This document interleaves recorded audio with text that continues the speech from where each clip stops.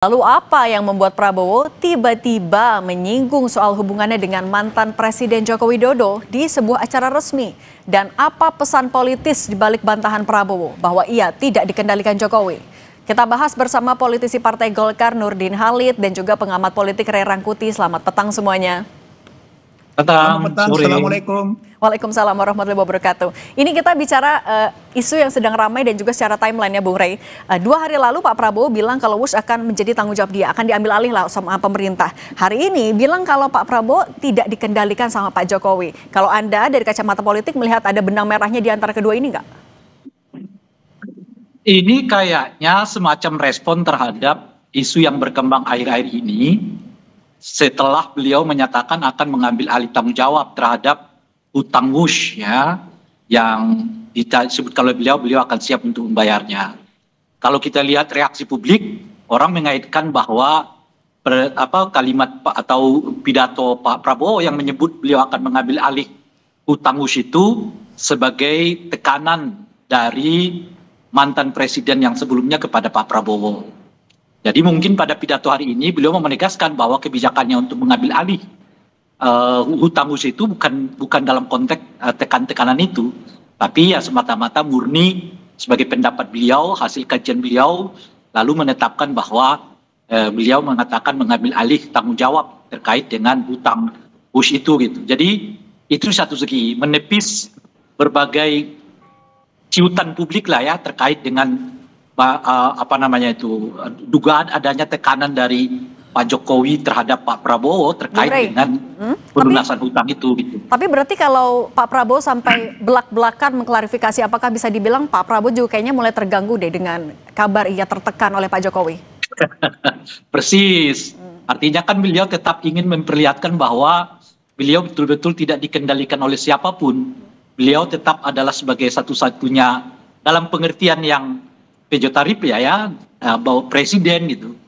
Nah, jadi mungkin pada tingkat tertentu respon publik yang kelihatan agak mungkin di luar dugaan Pak Prabowo, itu yang membuat beliau sekarang menegaskan bahwa keputusan ini nggak ada kaitannya dengan tekan-menekan antara beliau dengan Pak Jokowi. Jadi ini semacam pernyataan bahwa beliau murni mengambil alih tugas tanggung jawab ya soal WUS itu gitu. Okay. Nah, karena boleh jadi memang reaksi publik yang kelihatan begitu tinggi yang mengaitkan soal hubungannya dengan Pak Jokowi selama ini sebagai cara Pak Prabowo ya istilahnya itu ya katakanlah untuk mengambil alih ya tanggung jawab terkait dengan makin tingginya perhatian publik terkait pengadaan WUS ini. Oke, nah kalau dari Pak Nurdin, ini kan sebenarnya bukan pertama kali Pak Prabowo di forum besar membahas soal hubungan dengan Pak Jokowi. Tapi kalau menurut Anda, apa kepentingan Pak Prabowo sampai harus mengklarifikasi itu di sebuah forum besar?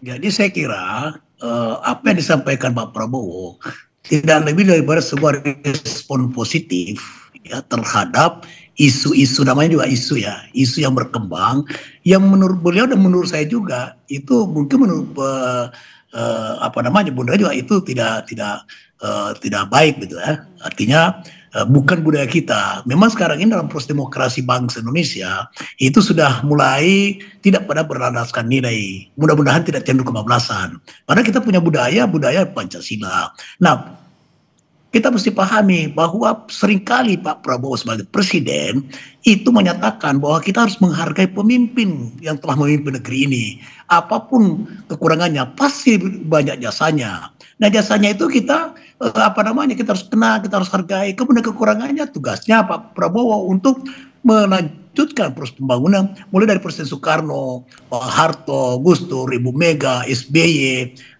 Pak Jokowi. Beliau mengatakan kita harus menghargai jasa para pemimpin yang lalu.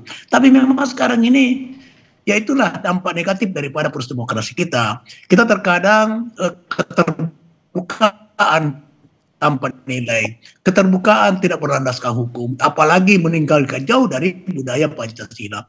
Pak Prabowo adalah seorang Pancasilais yang paham betul tentang 36 butir nilai-nilai Pancasila. Saling menghormati, saling menghargai, saling mengerti, budaya ini yang harus kita pelihara. Itu yang dikatakan ini sangat berbahaya. Kalau sering memfitnah para pemimpin, menjelek-jelekan para pemimpin, itu terlepas dari kekurangannya, jasanya pasti banyak. Persoalan Pak Prabowo mengatakan bahwa harus tanggung jawab, ya memang harus tanggung jawab negara. Nah kalau bicara tanggung jawab negara, tanggung jawab presiden, itu pernyataan sebagai seorang pemimpin yang taat, yang patuh terhadap tugas dan tanggung jawabnya, apa yang menjadi tanggung jawabnya, apa yang menjadi kewajibannya, apa yang harus dilakukan demi kepentingan bangsa dan negara. Nah, tapi jangan Pak Nurdin, lupa, itu misalnya, itu memang B2B, tapi B2B dengan siapa? BUMN. BUMN milik siapa? Milik negara. Ketika kita bicara negara, apakah penanggung jawabnya adalah presiden? Jadi itu pernyataan seorang pemimpin yang harus kita patuh, justru kita apresiasi, kita hargai. Kemudian kenapa soal dikaitkan dengan Pak Jokowi? Nah, kalau berarti Pak Jokowi juga presiden, dikaitkan dengan Pak SBY dengan lain-lain. Tidak begitu cara kita memandang peralihan kepemimpinan dari 5 tahun ke 5 tahun dan seterusnya. Oke, tapi Pak Nurdin, kalau misalnya kita melihat dari konteks Pak Prabowo yang bilang kalau dia tidak dikendalikan oleh Pak Jokowi, Anda melihat ini sebagai bentuk Pak Prabowo mau menegaskan independensinya sebagai presiden? Pak Prabowo tidak mungkinlah ditekan oleh siapapun ketika tidak berdasar kepada apa yang menjadi program Asta Cita yang merupakan visi misi beliau. Tidak, saya yakin Pak Prabowo kan seorang pemimpin yang mudah ditekan, ya, mudah diatur-atur. Nggak mungkin itu. Apalagi seorang presiden yang beri kekuasaan oleh beliau adalah kepala negara sekaligus kepala pemerintahan. Itu tidak masuk di akal kalau ada orang mengatakan bahwa Pak Prabowo ditekan-tekan oleh Pak Jokowi atau siapapun. Nggak mungkin itu. Itu sangat sebuah pendapat yang tidak faktual, tidak punya dasar yang rasional itu. Oleh karena itu marilah kita mencerahkan rakyat. Jangan para pemimpin, teman-teman para pencinta demokrasi, rakyat yang cinta demokrasi, jangan kita tidak mencerah sebuah pernyataan yang tidak mencerahkan daripada demokrasi rakyat. Dan yang paling penting adalah mari kita melaksanakan demokrasi dengan tetap berlandaskan nilai budaya bangsa kita. Oke, tapi kalau dari Bung Rey melihatnya memang Pak Prabowo sekarang sudah independen sebagai seorang presiden, tidak ada bayang-bayang Pak Jokowi atau masih ada tarik-menarik kepentingan politik? Iya, kalau kita ikuti alur berpikirnya Pak Nurdin ya, memang Pak Prabowo itu boleh dibilang tidak lagi terkait dengan Pak Jokowi gitu. Beliau independen, itu alur berpikirnya. Makanya persis seperti yang berulang kali saya sebut, hubungan Pak Prabowo dengan Jokowi itu sebetulnya retak. Meskipun berulang-ulang kali disebutkan oleh Pak Prabowo bahwa beliau baik-baik saja hubungannya dengan Pak Jokowi gitu.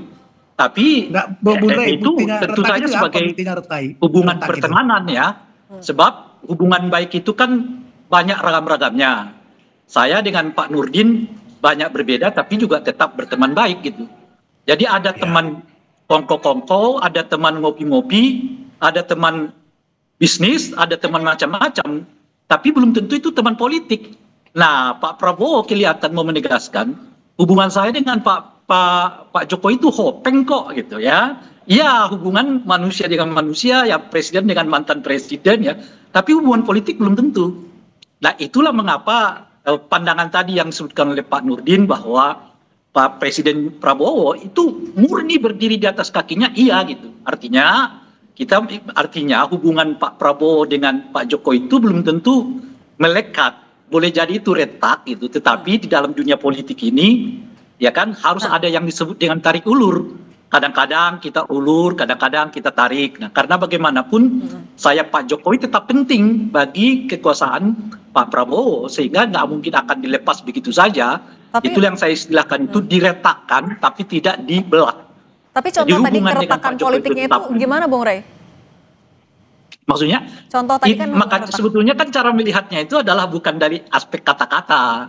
Kan kalau Pak Prabowo itu kan selalu melihat menjelaskan dengan saya hopeng kok dengan Pak Jokowi, kadang-kadang ngopi-ngopi ya kan, ngopi-ngopi kan teman ngopi kan oke-oke aja kira-kira gitu ya.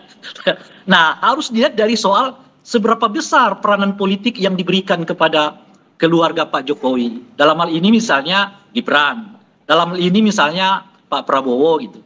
Itu cara melihatnya. Nah, sejauh ini justru yang saya lihat adalah makin sempitnya peranan Gibran dan juga peranan Pak Jokowi dalam pemerintahan Pak Prabowo itu. Oke, tetapi kan keretakan itu tidak boleh diumbar kepada publik karena itu memperlihatkan apa namanya itu sesuatu yang berbeda dengan filosofinya Pak Prabowo sendiri Oke, yang tahan dulu, Bung Rey. yang menginginkan semua pemimpin itu kelihatan akur-akur saja, Oke. meskipun sebetulnya di dalamnya ya saling ini, saling itu, ya kan, Oke. sikat sana, sikat situ. Oke, kalau gitu kita tanya dulu ke Pak Nurdin. Pak Nurdin, itukah yang juga dilihat oleh Golkar di kabinet saat ini? Jadi kalau Bu Rey mengatakan sudah ada keretakan antara Pak Prabowo dengan Pak Jokowi, kemudian Mas Gibran semakin mengecil perannya, saya tidak melihat itu secara faktual dalam praktek ketatanegaraan, dalam melaksanakan program. Ya buktinya sidang kabinet Pak Gibran hadir, kemudian ikut juga melaksanakan penugasan untuk meresmikan beberapa proyek dan sebagainya. Jadi dia kan memang pembantu presiden. Jadi apa yang dilakukan oleh Wapres adalah apa yang ditugaskan oleh presiden. Ini kita tidak bisa pandang sebagai wah ini semakin mengecil perannya, kemudian ini tanda-tanda keretakan. Itu sangat jauh itu Bung Ray. Kemudian Golkar memandang bahwa di sekarang pemerintahan Pak Jokowi itu solid sekali, ya sudah sangat solid. Dan sering kita berjumpa dengan berdiskusi dengan Ketua Umum Pak Bahlil, baik sebagai Ketua Umum Golkar maupun Menteri SDM, sering menciptakan suasana baik suasana kebatinan maupun suasana faktual di sidang kabinet, kemudian sidang rapat terbatas dan sebagainya. Itu sangat kompak, sangat dinamis itu. Nah, oleh karena itu maka kita harus melihat bahwa suatu hal yang penting bagi Pak Prabowo, yang menurut saya ya presiden-presiden yang lalu bukan melaksanakan seperti Pak Prabowo, yaitu menghargai pemimpin yang telah tergantikan. Kemudian dia sering berkomunikasi. Kalau misalnya Pak Prabowo kan mengatakan juga bahwa saya tidak malu mengatakan Pak Jokowi guru politik saya, itu dikatakan Pak Prabowo. Kenapa? Karena banyak pertimbangan-pertimbangan waktu beliau menjadi calon presiden, di mana telah 2 kali dikalahkan oleh Pak Jokowi. Kemudian waktu menjelang pemilihan presiden misalnya apa strategi kampanye dan sebagainya, sering berdiskusi, tukar informasi dengan seri informasi dengan Pak Jokowi, sehingga sudah mengatakan saya itu hal yang biasa, hal yang wajar gitu. Tapi Pak Nurdin meyakini Pak Jokowi perannya hanya untuk memberikan masukan, tidak lebih dari itu. Lah, kan wajar saja dalam era demokrasi, komunikasi politik itu penting. Komunikasi para pemimpin yang telah digantikan itu sangat penting. Itu harus diberi contoh supaya ketika terjadi suatu persaingan, kemudian tidak menghadirkan dari perbedaan yang menjurus kepada pertentangan. Ya, dulu kan ada pendukung Pak Jokowi, ada pendukung Pak Prabowo, gitu. Nah, pada saat selesai dulu kampanye, selesai pemilihan presiden, ini kan bagaimana terjadi benturan antara dua pendukung ini? Itu ditunjukkan oleh Pak Prabowo sehingga dia masuk ke kabinetnya Pak Jokowi. Oke. Nah, setelah terjadi presiden, dia telah menghargai Pak Jokowi. Komunikasi politik dalam demokrasi penting, apalagi kita sekarang.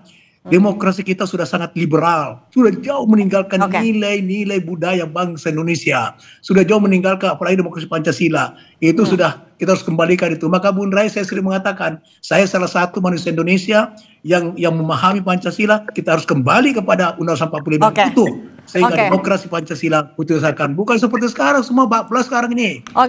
Kita sudah kebebasan berpendapat penting dalam sebuah demokrasi. Tapi kebebasan berpendapat bukan sebebasnya tanpa nilai dan tanpa landasan hukum gitu. Politik kebersamaan itu yang ditekankan Pak Prabowo juga mau ditunjukkan. Bung Rey Rangkuti dan Pak Nurdin Halid, terima kasih sudah berbagi bersama kami pandangan di Kompas Petang. Sehat selalu semuanya ya.